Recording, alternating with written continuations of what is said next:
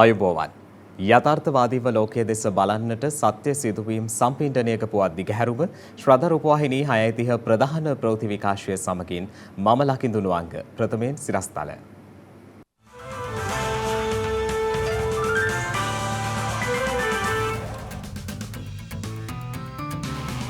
ලබන 14 වනදා දක්වා විදුලි කප්පාදුවක් සිදු කිරීමේ අවශ්‍යතාවයක් නොමැති බව මහජන උපයෝගිතා කොමිසම පවසයි. මෙරට 17 වන රාජ්‍ය විශ්වවිද්‍යාලය ජනතා අයිතියට. සෞඛ්‍ය සේවක වර්ජනය හේතුවෙන් රාජ්‍ය ඔසුසල් හරහා නොමිලේ ඖෂධ නිකුත් කෙරේ. යුක්‍රේනයේ වෙසෙන ඇමරිකානුවන්ට වහාම පිටවන ලෙස ඇමරිකානු ජනපතිගෙන් නියෝග.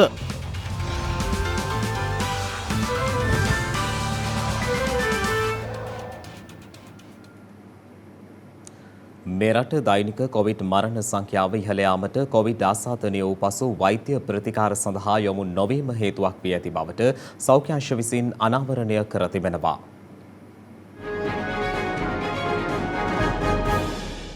ගත වූ දිනේදී මෙරටින් තවත් කොවිඩ් ආසාදිතයන් 1297 දෙනෙකු හඳුනාගෙන තිබෙනවා. ඒ අනුව මෙරට සමස්ත කොවිඩ් ආසාදිතයන් සංඛ්‍යාව 6,24,545ක් දක්වා ඉහළ ගොස් ඇති බවයි රජයේ ප්‍රවෘත්ති දෙපාර්තමේන්තුව සඳහන් කළේ. මේ අතර ඊයේ සිදු වූ බවට තවත් කොවිඩ් මරණ 31ක් සෞඛ්‍ය සේවා අධ්‍යක්ෂ ජෙනරාල්වරයා විසින් තහවුරු කිරීමත් සමග මෙරටින් වාර්තා වන සමස්ත කොවිඩ් මරණ සංඛ්‍යාවද 15,723ක් දක්වා ඉහළ ගොස් තිබෙනවා. මේ අතර ඇතැම් රටවල් තවමත් එන්නත්කරණයට යොමු නොවන තත්ත්වයක් තුළ ශ්‍රී ලංකාව ඉලක්කගත ජනගහනයෙන් 95%කට දෙවන එන්නත ලබා දී අවසන් බව සෞඛ්‍ය අමාත්‍ය කෙහෙලි රඹුක්වැල්ල මහතා පවසනවා.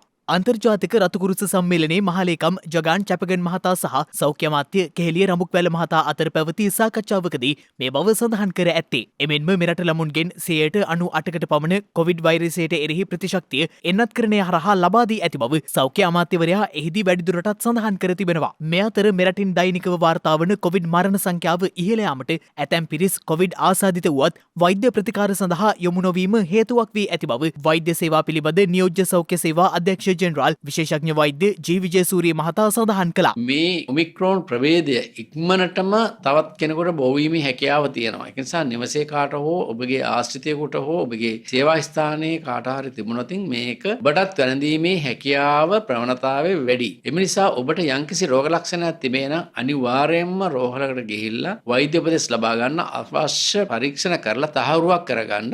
ඊට පසුව වෛද්‍යවරුන්ගේ උපදෙස් අනුව පමණක් කටයුතු කරන්න. පසුගිය දින කිහිපය තුළ අපිට දක්න ලැබෙනවා මේ මරණවලත් යම්කිසි ආකාරයක වැඩිවීමක්. මේ මරණ පිළිබඳ විශ්ලේෂණය කරලා බලන විට අපිට පේන එක කාරණාවක් තමයි මේ උදවිය සමහරක් වෙලාවට මිය යන තෙක් රෝග නිශ්චය කරගෙනත් නැහැ. ඒ වගේම වෛද්‍ය උපදෙස් ලබාගෙනත් නැහැ. රෝහලකට යොමු වෙලත් නැහැ. ඉතින් මේක කනගාටුදායක තත්ත්වයක්. එම නිසා සෑම කෙනෙකුම අපි ඉල්ලා සිටිනවා කුඩා දරුවන් වගේම වැඩිහිටියන්ගෙන් රෝග ලක්ෂණ තියෙනවා නම් රෝගයේ හරියාකාර නිශ්චය කරලා වෛද්‍ය උපදෙස් ලබාගෙන ඒ අනුව කටයුතු කරන්න. එමෙන්ම වැඩිදුරටත් අදහස් දක්වමින් ඒ මහතා සඳහන් කළේ වත්මන් ඔමික්‍රෝන් ප්‍රභේදයේ හැසිරීම අනුව වෛරසය ආසාදනය වූවන්ට සතයක පමණ කාලයකින් පසුව නැවතත් තම රැකියා ආදී කටයුතු වල නිරත විය හැකි බවයි. ඔමික්‍රෝන් ප්‍රභේදය ඉක්මනින්ම ශරීරගත වෙනවා. ඒ වගේම ඉක්මනින්ම රෝගය වැළඳෙනවා. ඒ වගේම ඉක්මනින්ම දවස් 4-5ක් වගේ ඇතුළත රෝගය සුව වෙනවා. එම නිසා සාමාන්‍යයෙන් සතියකින් වගේ සාමාන්‍යයෙන් තමන්ගේ සේවා ස්ථාන වලට වාර්තා කිරීමේ හැකියාවක් තියෙනවා. ඒ වගේම මේක මේ සාධ්‍ය නොවන නිසා සමහරක් වෙලාවට තරම් රෝහල්ගත වීම අවශ්‍ය වෙන්නේ නැහැ. නමුත් වෛද්‍ය උපදෙස් ලබා ගැනීම ඉතාමත්ම අත්‍යවශ්‍යයි. මේ අතර මේ වන විට වෛරසය ආසාදිත වූ වෛද්‍ය අධීක්ෂණය යටතේ රෝහල්ගතව ප්‍රතිකාර ලබන පුද්ගලයන් සංඛ්‍යාව 14,474ක් වන අතර වෛරසය ආසාදිතව සිට සුවය ලැබූ සමස්ත පුද්ගලයන් සංඛ්‍යාව දැක්වෙන්නේ 1,94,348ක් ලෙසයි. ඇමරිකාව තුළ ළමා කොවිඩ් ආසාදිතයින් කැපී පෙනෙන ලෙස ඉහළ ගොස් ඇති බව විදෙස් මාධ්‍ය වාර්තා කළා.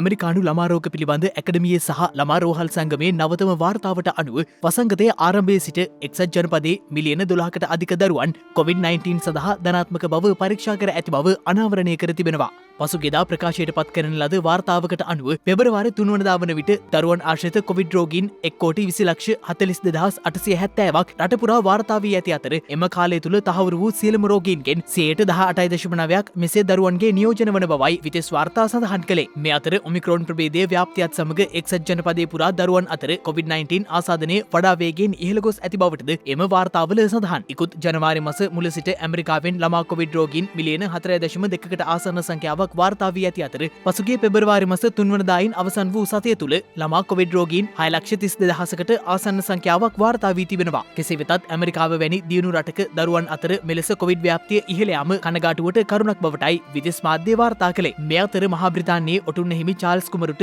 දෙවන වරටත් කොවිඩ් වෛරසය ආසාදනය වී තිබෙනවා. කොවිඩ් ආසාදනය වූද කිසිදු රෝග ලක්ෂණයක් නොපෙන්වන නමුත් චාල්ස් කුමරු මේ වන විට නිරෝධායනය සඳහා යොමු වී ඇති බවටයි වාර්තා වන්නේ. රාජකීය මූලාශ්‍ර උපුටා දක්වමින් විදෙස් මාධ්‍ය වාර්තා කළේ මෙලෙස කොවිඩ් ආසාදිත බව තහවුරු වීමට දින දෙකකට පෙර චාල්ස් කුමරු වින්සර් මාලිගයේදී එලිසබෙත් මහරජිනද හමු වී ඇති බවයි. මේ වන විට කොවිඩ් මර්ධන එන්නත් 3ක්ම ලබාගෙන සිටින 73 හැවිරිදි චාල්ස් කුමරුට පසුගිය 2020 වසරේ මාර්තු මාසයේදීද කොවිඩ් ආසාදනය වූවා. කෙසේ වෙතත් මේ වන විට ලොව ප්‍රබල රාජ්‍යයන් 3ක රාජකීයයන් තිදෙනෙකුට කොවිඩ් ආසාදිතව ඇති බවටයි විදෙස් වාර්තා සඳහන් කළේ.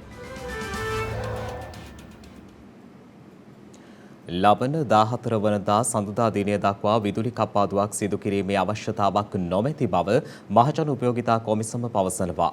එහි සභාපති ජනක රත්නායක මහතා සඳහන් කළේ ඉල්ලුමට සාපේක්ෂව ප්‍රමාණවත් තරම් විදුලි නිෂ්පාදනයක් සිදු කිරීමේ හැකියාව පැවතීම හේතුවෙන් මෙලෙස විදුලි කප්පාදුවක් සිදු කිරීමේ අවශ්‍යතාවක් නොමැති බවයි. පසුගිය දවස් කිහිපයේ මහජන උපයෝගිතා කොමිසමට අවශ්‍යතාවයක් තිබුණේ නැහැ මාධ්‍ය සාකච්ඡාවලට සහභාගී වෙන්න. ඒට හේතුව වුණේ අපිට පසුගිය සුමානය ඇතුළත අවශ්‍ය විදුලි ධාරිතාවය නිපදවා ගැනීමේ හැකියාවක් තිබුණා. ඒ නිසි ආකාරයකට විදුලි මණ්ඩලය විසින් මේ කළමනාකරණය කරගෙන විදුලි කප්පාදුවකින් තොරව යාමට අවශ්‍ය සියලු ධාරිතාවය අපිට නිපදවා ගත හැකි වුණා. ඒ තත්ත්වය එන්නම පොඩ්ඩක් වෙනස් වෙනවා. ඊයේ දිනේදී විදුලි බල මණ්ඩලය විසින් මහජන උපයෝගිතා කොමිසමට ඉල්ලීමක් කරනු ලැබුවා. ඒ ඊළඟ මාස 3 සඳහා පෙබරවාරි මාර්තු අප්‍රේල් කියන මාස 3 සඳහා විදුලි කප්පාදුවක් සඳහා අවශ්‍ය අවසරය ඉල්ලලා තියෙනවා. අවසරය දෙනවද නැද්ද කියන සාකච්ඡා කිරීමට අපි හෙට විදුලි බල මණ්ඩලයේ සාමාන්‍ය අධිකාරිවරයා සහ උසස් නිලධාරීන් සමග සාකච්ඡා කරනවා කොමිසමේ කොමසාරිස්වරුන්. මම හිතන්නේ මහජන උපයෝගිතා කොමිසම ගිය සුමාන 2-3 මාසය ඇතුළත විශාල පරිශ්‍රමයක් දැලුවා. විදුලිය අපන් නැතුව අඛණ්ඩව මහජනතාවට ලබා දීමට අවශ්‍ය සියලු පියවර ගන්න. ඒ තත්ත්වය අපෙන් යන්තරමක් දුරට ගිලිහිලා යන ආකාරයක් තමයි පේන්නේ. ඒකට හේතුව තමයි අපි කොච්චර ඉල්ලීම් කළත් මහජනතාවගෙන් සහ අනෙකුත් රාජ්‍ය ආයතන වලින් සියලුම පාරිභෝගිකයන්ගෙන් ඒට අපිට අවශ්‍ය සහයෝගය මෙතෙක් දුරට අපිට අවශ්‍ය කරන ප්‍රමාණයට ලැබිලා නැහැ. වෝටර් රිසර්වර්ස් වල ජල ප්‍රමාණය දවසින් දවස අඩු වෙනවා. දැන් ඒ ප්‍රමාණය 50%ටත් වඩා අඩු වෙලා තියෙන්නේ. මේ තත්ත්වය අනිවාර්යෙන් වළක්වා ගත යුතුයි. ඒ අනුව අපේ බලාපොරොත්තුව තමයි දවසකට ගිගවට් අවර්ස් 40කට අපේ ධාරිතාවයේ බැස්සිය යුතුයි. ඒ සඳහා මහජනතාවගෙන් සහ සියලුම විදුලි පාරිභෝගිකයන්ගේ තමන්ගේ විදුලිය පරිභෝජනය අඩු කරලා මහජන උපයෝගිතා කොමිසමට සහ විදුලි බල මණ්ඩලයට සහ රජයට අවශ්‍ය සහයෝගය අනිවාර්යයෙන්ම ලබා දිය යුතු අවස්ථාවක් දැන් එළඹ තියෙනවා. එසේ නැති වුණොත් මහජන උපයෝගිතා කොමිසමට සිදු වෙනවා ඊළඟ මාස 3 සඳහා විදුලිය කප්පාදුවක් සඳහා අකමැත්තෙන් වුණත් අවසර දීමට. මේ විදුලිය පරිභෝජනය අඩු කරන එක අපිට එක දවසකින් කරන්න පුළුවන්. මේකට සුමාන ගාණක් ඕන වෙන කාර්යයන් වගේ අපිට පුළුවන් අපේ විදුලිය පරිභෝජනය කරන එක අඩු කරන්න. අපි කියනවා අපිට අඛණ්ඩ විදුලි සැපයීමක් අවශ්‍ය නම් අපි මහජන උපයෝගිතා කොමිසම නැවත දැනුම් දෙන තුරු විදුලි පාරිභෝගිකයන් සවස 6ත් 10ත් අතර තමන්ගේ විදුලි යොදුන්, හීටර, රෙදි ශෝධන යන්ත්‍ර, වායු සමීකරණ යන්ත්‍ර, ඒ වගේම ස්ත්‍රීක කියන දේවල් පාවිච්චියෙන් බැහැර වෙන්න ඕන. ව්‍යාපාරික ස්ථානවල වායු සමීකරණ යන්ත්‍ර දවසට පැය 4ක්වත් අනිවාර්යයෙන්ම තමන්ගේ ජෙනරේටර්ස් වලින් දිය යුතුයි. මේ අවශ්‍යතාවයට විදුලිය බලය දැන් නිර්පරාදී වියදම් කළොත් අපිට වෙන්නේ ඊළඟ මාස තුන තුල අපිට අවශ්‍ය ප්‍රමාණයේ වැසි ලැබුණ නොලැබෙන තත්ත්වයක් ඇති වුණොත් අනිවාර්යයෙන්ම විදුලි කප්පාදුව සඳහා යාමට සිදු වෙනවා. සමාජයේ වෙනස්වීම් වලට නිවැරදිව හැඩගැසෙන පිරිසක් අධ්‍යාපනයේ නිර්මාණය කිරීම රජයේ බලාපොරොත්තුව බව ජනාධිපති ගෝඨාභය රාජපක්ෂ මහතා පවසනවා. වවුනියාව මණ්ඩපය වවුනියාව විශ්වවිද්‍යාලය නමින් ජාතික විශ්වවිද්‍යාලයක් බවට පත් කිරීමේ අවස්ථාවට එක්වෙමිනුයි ජනාධිපතිවරයා මේ අදහස් පළ කළේ.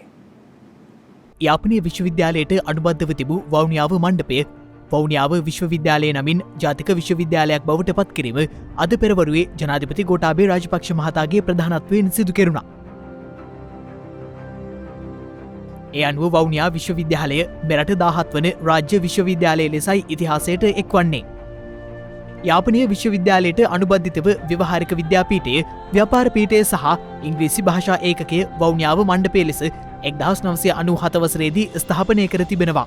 වෞනියාව මණ්ඩපය ජාතික විශ්වවිද්‍යාලයක් බවට පත් කිරීම සනිටුහන් කරමින් එහි සමරු පලකය නිරාවරණය කළ ජනාධිපතිවරයා විශ්වවිද්‍යාලීය තොරතුරු තාක්ෂණ මධ්‍යස්ථානයේ සහ සහජීවන මධ්‍යස්ථානයේද සිසු අයිතියට පත් කරනු ලැබුවා.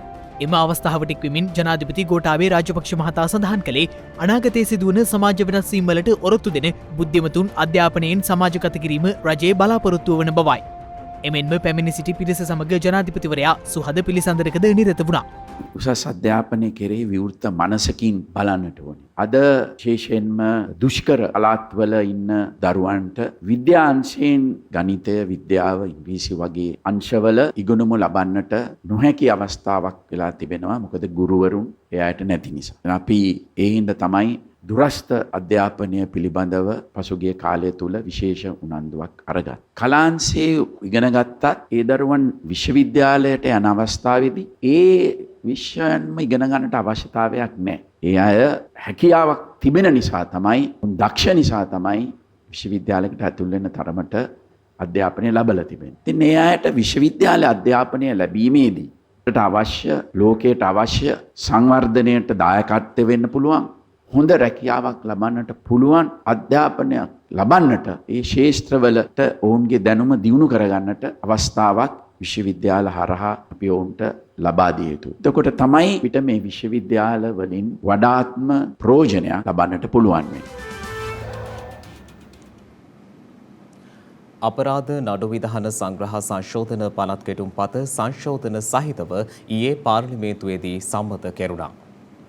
සියලු දෙනාම කිසිම විවාදයකින් තොරව පිළිගන්න දෙයක් තියෙනවා. ප්‍රජාතන්ත්‍රවාදයේ ශක්තිමත් වීමට අවශ්‍ය නම් මේ ප්‍රජාතන්ත්‍රවාදයේ තිබෙන කුළුණු තුනම එක හා සමානව ශක්තිමත් කරන්නට ඕන. එකක් විධායකය, දෙවන්න ව්‍යවස්ථාදායකය, තුන්වෙනි අධිකරණය. මේ රටේ අධිකරණය අනිත් සියලු දේවල් හොඳයි. නමුත් ගතවන කාලය පිළිබඳව අපිට විශාල ගැටලු රාශියක් තියෙනවා. දැනටමත් තියෙනවා අපරාධ නඩු විධාන සංග්‍රහයට අනුව 263 එක උපවගන්තියට අනුව කිතාක් දුරට නැපතා මේ නඩුව අහලා ඉවර කරන්නට ඕන කියලා. අපි දන්නවා 1994ට පෙර මේ රටේ තිබුණ ජූරි සභාවක් මත පදනම් වෙච්ච අපරාධ නඩු විසඳන ක්‍රමවේදයක් 85ක් ජූරි සභාව තුල තමයි ඒ කාලේ සිද්ධ වුණේ. එතකොට ඒ කාලේ ලෑස්ති වෙලා හිටිය දිනෙන් දින නඩුව අහන්න. දැන් අපි ඊට වඩා ඔබට ගිහිල්ලා නැවතත් ප්‍රගමණය වෙනවා වෙනුවට අපගමනයක් සිද්ධ වෙලා තියෙනවායි කියන එක පිළිබඳව අපිට තියෙන්නේ දැඩි කනගාටුවක්. එම නිසා අපි උත්සාහ කරනවා සියලු දෙනාගේම සහයෝගය අරගෙන ඉතා ඉක්මනින් මේ නඩු ටික අහලා ඉවර කරගන්න. මේ పూర్ව විභාග කියන එකෙන් අපි උත්සාහ කරන්නේ මේ නඩුව සඳහා සහභාගී වෙන, ඒ සඳහා ලෑස්ති වීම සඳහා අවශ්‍ය පසුබිම සලසලා දෙන්න. විශේෂයෙන්ම අපි සුළු හිමිකම් අධිකරණ කියන අධිකරණයක් ඉතාම ඉක්මනින්ම හඳුන්වා දෙන්න බලාපොරොත්තු වෙනවා. අපි పూర్ව නඩු විභාගය සිවිල් නඩු වලට තිබෙන අඩුපාඩු මගහරවා ගැන මීට වඩා වෙනස් ආකාරයකට කරනවා. මෙතෙක් අපිට සුළු හිමිකම් අධිකරණ කියලා අධිකරණයක් තිබුණේ නැහැ. එවැනි අධිකරණ නිර්මාණය කිරීම සඳහා මේ වෙනකොට අවසාන අධීරයේ අපි ක්‍රියාත්මක වෙනවා. ඒ අධිකරණ සිද්ධ වෙන්නේ ගරු මන්ත්‍රීතුමනි සාමාන්‍ය නඩුව අහනවා වගේ නෙවෙයි. පාඩි වෙලා දෙපැත්තට ඉඳලා සාකච්ඡා කරලා විසඳුමක් හොයාගන්න උත්සාහ කරනවා. උත්සාහ කරලා ඒක බැරි වුණොත් විතරක් අර සර්ජන්ට ඔපරේට් කරන්න දෙනවා වගේ විභාගය සඳහා නියම කරනවා. ඒ තුල අවශ්‍ය සියලුම සුදුසුකම් හා සූදානම් වීම කිරීම සඳහාත් අවස්ථාව දෙනවා. එයිම විශාල යාන්ත්‍රණයේ කොටසක් හැටියට තමයි 54ක් ඉදිරිපත් කරලා තියෙන්නේ. ඒ 50 වලින් බලාපොරොත්තු වෙන්නේ අවසාන වශයෙන් මේ රටේ ජනතාවට විශ්වාසවන්ත, කාර්යක්ෂම, ලාභදායී සහ අඩු වියදමකින් තමන්ගේ ගැටලු ආරාවුල් විසඳ ගැනීමට විශ්වාසවන්ත ක්‍රමවේදයක් ඇති කරන්න. අපරාධ නඩු විධාන සංග්‍රහයේ සංශෝධන පනත් කෙටුම්පතෙහි 3 වෙනි වර කියවා සංශෝධන සහිතව සම්මත කරන ලද බව දන්වනු කැමැත්තෙමි.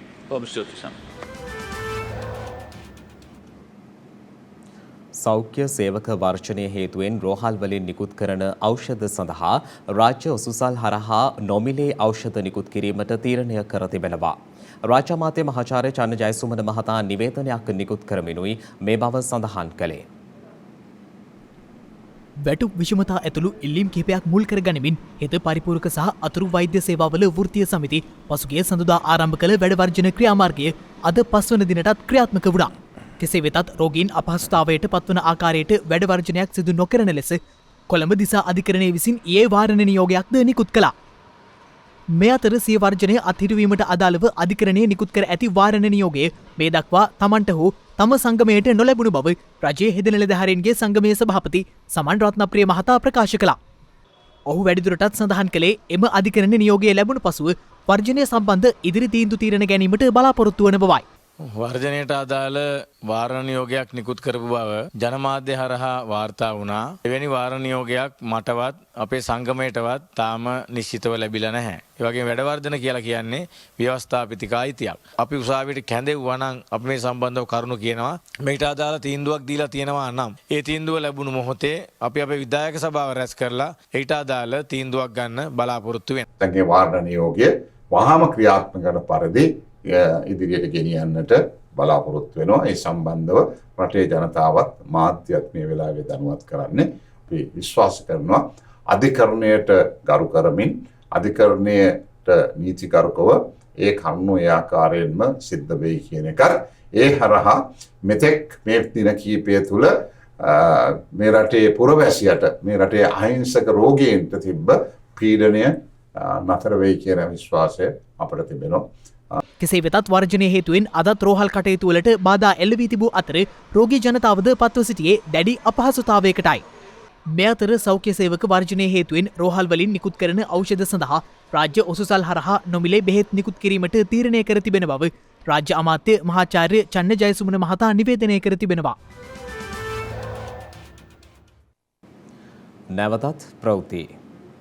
පිරිවෙන් හා දහම් අධ්‍යාපනය ශක්තිමත් කිරීම ඇතුළුව බෞද්ධ ශාසනික පුනර්ජීවයක් සඳහා ඉදිරි වර්ෂ කිහිපය තුළදී නිසි ස්ථිර විසඳුම් ලබා දීමට රජය මැදිහත් වන බව මධ්‍යම පළාත් ආණ්ඩුකාර නීතිඥ ලලිත් යුගමගේ මහතා පවසනවා. ඊයේ මහනුවරදී පැවති වැඩසටහනකට එක්වෙමින් ඒ මහතා මේ අදහස් පළ කළා. මහනුවර දිස්ත්‍රික් ලේකම් කාර්යාලය ශ්‍රවණාගාරයේදී සමස්ත ලංකා ශාසනාරක්ෂක බල මණ්ඩලයේ මධ්‍යම පළාත් සභාපති සහ ලේකකාධිකාරී ස්වාමීන්ද්‍රයන්න් වහන්සේගේ සහභාගීත්වයෙන් ශාසනික ගැටලු පිළිබඳව ඊයේ සාකච්ඡාවක් පැවැත්වුණා. මේ සඳහා මධ්‍යම පළාත් ආණ්ඩුකාර නීතිඥ ලලිත් යුගමගේ මහතාද එක්ව සිටියා. මධ්‍යම පළාත් සංස්කෘතික කටයුතු දෙපාර්තමේන්තුවේ සංවිධානත්වයෙන් පැවති මෙම හමුවේදී බෞද්ධ ශාසනික පරිසරය, දහම් අධ්‍යාපනය සහ විහාරස්ථාන සංවර්ධනය ඇතුළු අංශ කිහිපයක් පිළිබඳව දීර්ඝ වශයෙන් සාකච්ඡා කෙරුණා. වහන්සේලා ශාසනයට කරන මෙහෙවර සුවිශේෂී මෙහෙවරක්. ඒක අපිට වචනයෙන් කියානිම කරන්න බෑ. මධ්‍යම පළාත් සභාවේ ඉතිහාසයේ පමණක් නෙවෙයි ලංකාවේ සියලුම පළාත් සභාවල ඉතිහාසයේ මම හිතන්නේ මෙවන් වූ පිරිවෙන් වලට ප්‍රතිපාදන වෙන් කළා නැහැ. මිලියන 35ක් ප්‍රමාණයක් කිසිම පළාත් සභාවකින් වෙන් කළා නැහැ පිරිවෙන් අධ්‍යාපනය සඳහා. මම හරි සතුටු වෙනවා අපිට ගිය අවුරුද්දේ ලැබුණු ප්‍රතිපාදන වලින් එවන් වූ මුදලක් ඒ ශාසනික මෙහෙවර සඳහා අපේ අනාගත බුදුසසුනේ චිරස්ථිතිය සඳහා අපේ භික්ෂු ශාසනයක් ඉදිරියට ගෙන යාම සඳහා අවශ්‍ය ඒ ශක්තිය ධෛර්යය වහන්සේලාට අපිට හැකි පමණින් ලබා දීමට හැකියවීම සම්බන්ධයි. අනිත් කාරණේ තමයි මම හිතන්නේ මේ ඉරිදා දහම් පාසල් සම්බන්ධයෙන් මම ආපු පළවෙනි මාසෙම මේක සාකච්ඡා කරා. සාකච්ඡා කරාට අපේ හාමුදුරනේ මට මතකයි අපි සාමාන්‍ය පෙළ විභාගය කරනකම් අපි කවදාවත් ටියුෂන් පන්ති වලට ගියේ නැහැ. අපි හැමදාම ඉරිදාට දහම් පාසල් ගියා. අද පළවෙනි පන්තියට ඇතුල් කරන දරුවගේ ප්‍රධාන ඉලක්කය පහේ ශිෂ්‍යත්වය සමත් වීම. පහේ ශිෂ්‍යත්වය සමත් වුණ දරුවගේ දෙමව්පියන්ගේ දරුවගේ නෙවෙයි දෙමව්පියන්ගේ ඉලක්කය තියෙන්නේ සාමාන්‍ය පෙළ විභාගය. සාමාන්‍ය පෙළ විභාගය සමත් වුණාම ඊළඟ ඉලක්කය වෙන්නේ එක වෛද්‍යවරයෙක්, එක් ඉංජිනේරුවරයෙක් වෙන්නේ. ඉතින් ওই දෙක තමයි අද ප්‍රධාන තර. ඒ තරගය අද තියෙන්නේ. පළාත් සභාවකට ඕනෑම අවස්ථාවක නතර කිරීමේ හැකියාව තියෙනවා. නැත්නම් ඒකෙන් එන අනිකුත් ප්‍රශ්න ගැන ඉතින් වැඩිව අපිට තීන්දුව ගන්න වෙන වෙතෙන්දී එහෙම වුණොත් මම හිතන්නේ මේක යම්කිසි අර්බුදකාරී තත්වයක් මතු නොවෙන්න ජාතික වැඩසටහනක් හැටියට ක්‍රියාත්මක වුණොත් මම හිතන්නේ ඒ සඳහා අපිට කටයුතු කරන්න පුළුවන් පළාත් සභාවක් හැටියට. ජපානය විවිධංශ 14ක් තුළ මෙරට පුද්ගලයින්ට රැකියා අවස්ථා උදා කර ගැනීම පිණිස ගිවිසුම් ගත වී ඇති බව රාජ්‍ය අමාත්‍ය තාරක බාලසූරිය මහතා පවසනවා. ශ්‍රී ලංකා ජපාන රාජතාන්ත්‍රික සම්බන්ධතාවලට 70 වසරක් සපිරීම මූලික කරගෙන ඊයේ පැවති සාකච්ඡාවකට එක්වෙමින් අමාත්‍යවරයා මේ අදහස් පළ කළා. ජපානය අතීතයේදී රාජාණ්ඩු පාලනයක් යටතේ පැවතියේ. නමුත් ජපානය කිසි විටක යටත් විජිතයක් බවට පත් වුණේ නැහැ. අප තේරුම් ගත යුතුයි රටකට ස්වාධීනව නැගී සිටීමේදී පරාධීන නොවී සිටීම කොයිතරම් වැදගත්ද කියන එකට ජපානය දිදුලන ආදර්ශයක් ලෙස ජපානයේ කිසිදාක යටත් විද්‍යාවක් බවට පත් නොවීම නිසාම ජපානය පාලනය කළ රජවරු මේ මෑත ඉතිහාස නෙමෙයි සියවස් කීපයකට පෙර කල්පනා කළා මානව සමාජය වැඩවසම් ක්‍රමයෙන් ධනේශ්වර ක්‍රමයට පිවිසෙන විට පිවිසීමෙන් පසු බටහිර යුරෝපීය රාජ්‍යයන් අත්කරගත් ප්‍රගතිය හා සමාන ප්‍රගතියක් සහිත දියුණු රාජ්‍යයක් බවට පත්විය යුතුයි කියන. ජපානය නූතන අවධියේ ලෝකයේ ප්‍රමුඛ නූතන රාජ්‍යයන් අතර පෙරමුණේම සිටින රටක්. ඒ රටේ කර්මාන්ත පද්ධතිය තාක්ෂණික උපකරණ මේ සෑම අංශයකින්ම ඉතා ඉහළ තැනක සිටින රාජ්‍යයක්. ඉතින් එවැනි රාජ්‍යයක් සමග පවත්නා ආර්ථික සහයෝගිතාව වෙළඳ සහයෝගිතාව ශ්‍රී ලංකාව වගේ නැගිටින්නට වෙර දරන රාජ්‍යයකට ආදර්ශයක් ඒ වගේම උපකාරයක් වෙනවා. ශ්‍රී ලංකාව වැනි රටකට අපි නිදහස් ලැබී අවුරුදු 74කට පසුවත් බරපතල ආර්ථික සමාජ ගැටලු මැද සිරවී සිටින්නේ. ඒ නිසා මා විශ්වාස කරනවා ජපානය වැනි රාජ්‍යයක් සමග පත්වා ගන්නා ස්ථිරසාර මිත්‍රත්වය අපට සෑම අතින්ම උපකාරීව සාධකයක් බව. ඉතින් ඒ වගේම කාලය තුළදී අපිට මේ රාජ්‍ය තාන්ත්‍රික මට්ටමේ ඒ සම්බන්ධතාව විතරක් නෙවෙයි අපි දිනු කරලා තිබෙන්නේ ඒ පුද්ගලයින්ට ඒ සම්බන්ධතාව අපි දිනු කරලා තිබෙනවා. අපම් භාෂාව කැලණි විශ්වවිද්‍යාලයේ විෂයක් හැටියට ඒ පටන් ගන්න තිබෙනවා. ඉතින් තාම හොඳ ඒ සම්බන්ධතාව අපි ජපානයත් එක්ක තිබෙනවා. ගිවිසුම්ගත වෙලා තිබෙනවා ජපානයත් එක්ක රැකියාව විශාල ප්‍රමාණයක් නිර්මාණය වෙනවා. ඒ ශ්‍රේෂ්ඨ 17ක ඒ රැකියා නිර්මාණය වෙනවා. ඉතින් අපි විශ්වාස කරනවා මේ අයුරින් අපිට ඒ තිබෙන සබඳතා තවදුරටත් තහවුරු කරගන්න පුළුවන් කියලා. 70 වෙන සංවත්සරයේදී අපි විශේෂයෙන් මේ ජපාන් තානාධිපති කාර්යාලයත් එක්ක ඒ වැඩසටහන් මාලාවක් අපි මුළු අවුරුද්ද පුරාම අපි ඒ සංවිධානය කරලා තිබෙනවා. දැන් තවත් දේශීය පුවත් කිහිපයක් කෙටියෙන්.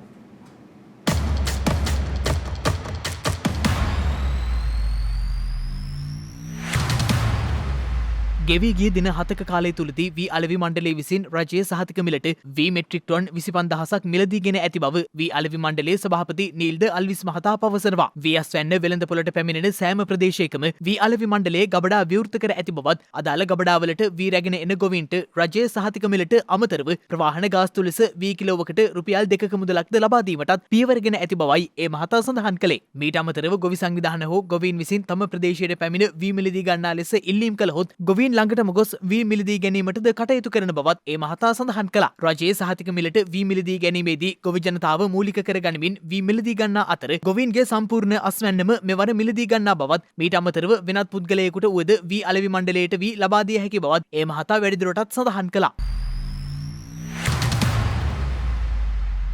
සමස්ත ලංකා ශාසනාරක්ෂක මණ්ඩලයේ දැනට පවතින ගැටලු විසඳීමට කටයුතු කරන ලෙස අග්‍රාමාත්‍ය මහින්ද රාජපක්ෂ මහතා ඊයේ අදාළ බලධාරීන්ට උපදෙස් ලබා දී තිබෙනවා. අරලේගහ මන්දිරයේදී පැවති සමස්ත ලංකා ශාසනාරක්ෂක මණ්ඩලයේ සාකච්ඡාවේදී ඉදිරිපත් වූ කරුණු සැලකිල්ලට ගනිමිනුයි අග්‍රාමාත්‍යවරයා මෙම උපදෙස් ලබා දී ඇත්තේ. එමෙන්ම දහම් පාසල් කොඩි දිනය, දහම් පාසල් දින ජාතික උත්සවය සහ දහම් පාසල් සිසු නිපුණතා ජාතික උත්සවය පැවැත්වීම සම්බන්ධයෙන්ද මෙහිදී අවධානය යොමු වී තිබෙනවා. දහම් පාසල් පොත් බෙදා දීමේ ප්‍රවාහන කටයුතු සඳහා දිස්ත්‍රික් ලේකම්වරුන්ගේ සහාය ලබා ගන්නා ලෙසයි අග්‍රාමාත්‍යවරයා මෙහිදී දැනුම් දී ඇත්තේ. සිව්පස ආධාර ලබා දීමේ වැඩසටහන තුළින් දුෂ්කරතා තිබෙන විහාරස්ථානවල ස්වාමින් වහන්සේලා වෙනුවෙන් තවදුරටත් එම වැඩසටහන ක්‍රියාත්මක කිරීමටද මෙහිදී අවධානය යොමු වී තිබෙනවා.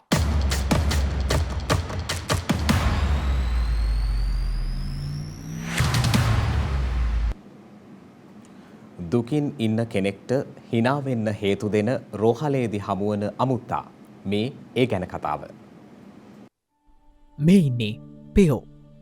සාමාන්‍ය අශ්වික්ට වඩා පෙයෝ කියන්නේ වෙනස් කෙනෙක්. මොකද පෙයෝ වැඩි හරියක් කාලය ගත කරන්නේ රෝහලේ. රෝගී වුණ මිනිස්සු එක්ක කාලය ගත කිරීමේ පුරුද්දක් පෙයෝට තිබුණා. කොහොම හරි පෙයෝ මුල් කාලේ පුහුණු කළේ සංදර්ශනවලට. ඒ සංදර්ශන අවස්ථා ඉවර වෙලා පෙයෝගියේ නරබන්න ආව මිනිස්සුන් එක්ක කාලය ගත කරන්න. පසුව පෙයෝගේ භාරකරු හසන් තේරුම් ගන්නවා පෙයෝ මේ විදියට කාලය ගත කරන්නේ යම් යම් රෝගවලින් පෙළෙන මිනිසුන් එක්ක බව. සැනසීම අවශ්‍ය මිනිස්සු හොයාගෙන පෙයෝ යනවා. ඒ එක්කම පෙයෝ සහ හසන් නිතර දෙවේලේ රෝහලට යන්න පුරුදුනා. පිළිකා රෝගීන් පීඩා විඳින රෝගීන් මානසිකව දුර්වල වුණ රෝගීන් මේ බොහෝ දෙනෙක් ළඟ පෙයෝ නැවතුණා. තමන්ට සැනසීමක් දෙන්න පුළුවන් රෝගීන් කවුද කියලා තෝරාගන්නා කාර්ය කරන්නෙත් පෙයෝමයි. රෝහලේ තමන්ට සුදුසු රෝගයා ඉන්න දොරගාවට ගිහින් එක් කකුලක් ඔසවනවා. පස්සේ ඒ රෝගයා අසලට යනවා. බලන්න මානසිකව පීඩාවට ලක්වුණ රෝගීන් පෙයෝ නිසා සතුටු වෙන විදිය.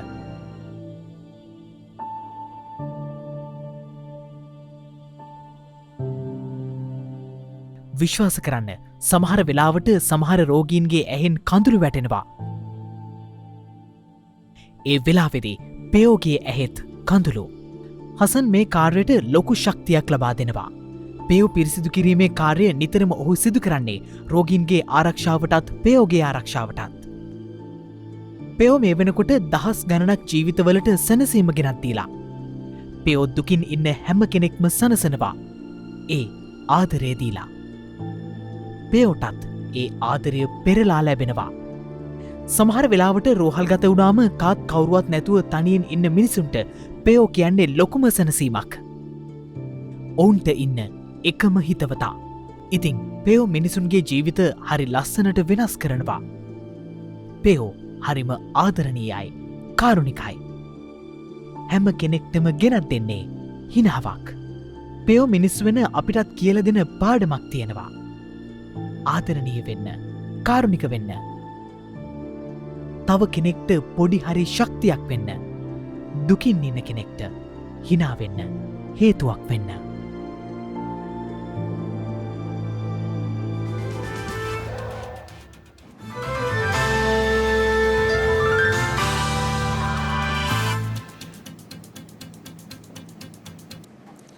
අවධානය විදෙස් පුවත් වෙත.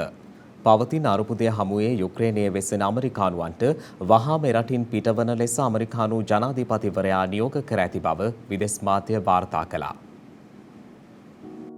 යුක්‍රේන දේශසීමාව තුළ රුසියානු හමුදා ක්‍රියාමාර්ග සහ තර්ජන උපුටා දක්වමින් එක්සත් ජනපද ජනාධිපති ජෝ බයිඩන් විසින් යුක්‍රේනයේ රැඳී සිටින සියලුම ඇමරිකානු පුරවැසියන්ට වහාම යුක්‍රේනය හැර යන ලෙස දැනුම් දී තිබෙනවා. එමෙන්ම යම් හේකින් රුසියාව විසින් යුක්‍රේනය ආක්‍රමණය කළහොත් ඇමරිකානුවන් බේරා ගැනීමට හමුදාව නොයවන බවට ජෝ බයිඩන් සඳහන් කළ බවයි විදෙස් මාධ්‍ය වාර්තා කළේ. මේ වන විට යුක්‍රේන දේශසීමා ආසන්නයේ ලක්ෂයකට අධික බට පිරිසක් රැඳී සිටියද යුක්‍රේනය ආක්‍රමණය කිරීමේ කිසිදු සැලසුමක් නොමැති බවට රුසියාව නැවත නැවතත් අවධාරණය කර තිබෙනවා.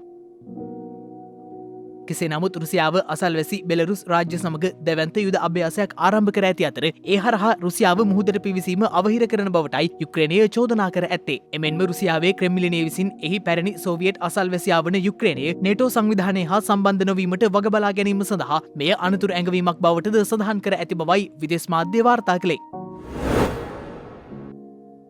මේ අතර ඔස්ට්‍රේලියාවේ සංකේතයක් බඳු කොලා සතුන් එරට නැගෙනහිර වෙරළ තීර කලාපය තුළ වඳවයාමේ තර්ජනයට ලක්ව ඇති සත්ව විශේෂයක් ලෙස ලයිස්තුගත කර ඇති බව විදෙස් මාධ්‍ය වාර්තා කළා. විශාල ගහනයක් සහිතව ව්‍යාප්ත වී සිටි මෙම සතුන් ඉඩම් එලි පෙහෙලි කිරීම, ලැබ්ගිනි, නියගය, රෝග සහ වෙනත් තර්ජන හේතුවෙන් මෙලෙස වඳවයාමේ තර්ජනයට ලක්ව ඇති බවටයි වාර්තා වන්නේ. එහෙතුවෙන් සීග්‍රේන් හීනවන වාසස්ථානවලින් සහ දේශගුණික විපර්යාසවලින් කොලා වලසුන් ආරක්ෂා කර ගැනීමට වැඩි යමක් කරන ලෙස ඔස්ට්‍රේලියානු පරිසර බලධාරීන් වෙත ජාත්‍යන්තර සංවිධාන ඉල්ලීම් කර තිබෙනවා. එමෙන්ම පසුගිය වසරේ නිව් සවුත් වේල්ස් ප්‍රාන්තය තුළ සිදු කළ පර්යේෂණයකින් හෙළිවී ඇත්තේ කොලා වලසුන් අරීමට හදිසි පියවරක් නොගතහොත් 2050 වසර වන විට එම සතුන් සම්පූර්ණයෙන්ම වඳ වී යා හැකි බවටයි.